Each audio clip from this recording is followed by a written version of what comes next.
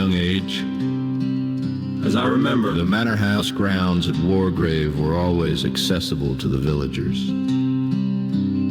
Although we didn't have right-of-way, there was a kind consideration from the owners at the time, who didn't feel threatened in any way by allowing walkers, children, and possibly poachers to roam the land.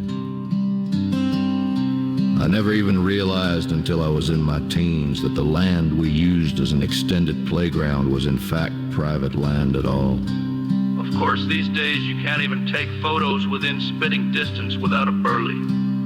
Armed security guard questioning your motives. There was a lad who I shall only call Dave in this blog entry. Because if he's not in a maximum security prison serving life for multiple murder or torture right now, he might sue me, or worse. He was a chap who had the big bowie knife, a rip hook in one hand, and a real Colt 45 in the other. With real ammo too, which in those days you could buy from Heyman's and Henley perfectly legally. He also had the attitude and mentality to match. He was about 5 years older than me, but I still think he was pretty lucky to count me as his friend. All the other lads kept well clear, to their credit.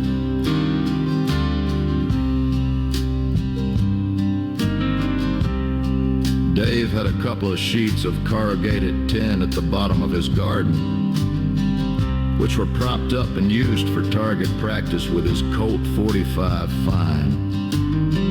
But he used to get me to hide behind it, pop my head up, and then move one way or the other. The game was that he had to guess which way I'd moved and then try to hit me. The bullets would comfortably pierce the tin, but it slowed down enough not to pierce me. It did used to sting quite badly, but you didn't dare come out until Dave had tired of his target practice. That's just the kind of lad he was. Bless him. If you were to be stranded in some remote location with no hope of rescue and no food, Dave would be the last person you'd need around, because he'd definitely eat you. Back to the Wargrave Manor grounds and the field to the left of the main gate as you look at it inside. What looked from the road like just any other clump of blackberry bushes was the entrance to an old air raid shelter Dave decided this day to hack his way through the brambles to the opening,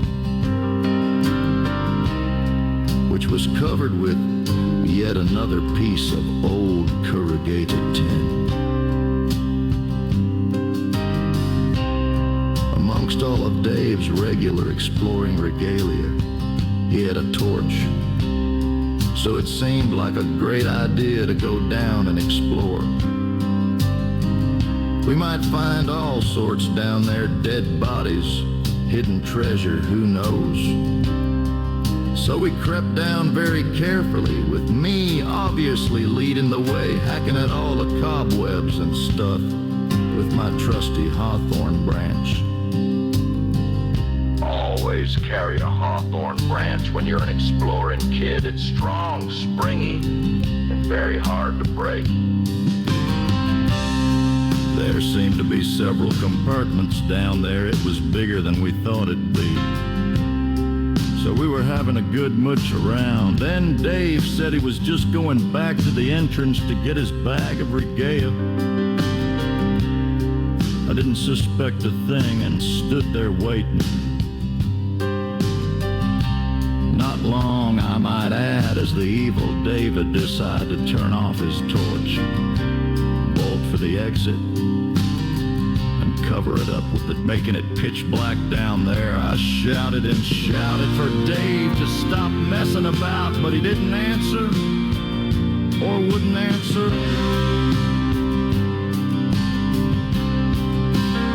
To say panic set in would be a bit of an understatement. I was terrified of spiders at the best of times.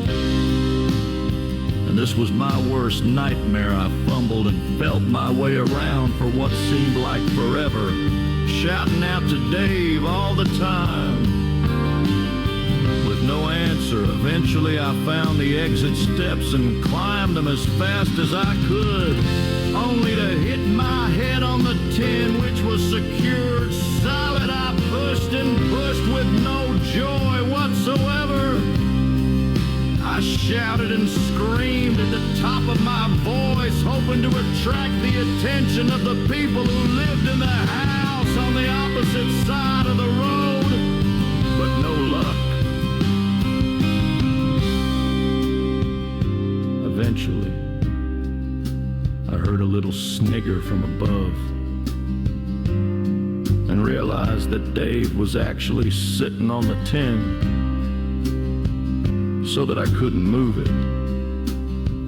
He thought it was extremely funny and couldn't stop laughing all the way home. I, on the other hand, had nightmares for months after. But still I would go back and call for him to go adventuring with. Some of us never learn, I suppose. As you probably have already guessed, there's more to come from the Davers Vault of Evil in future posts. Catch you later.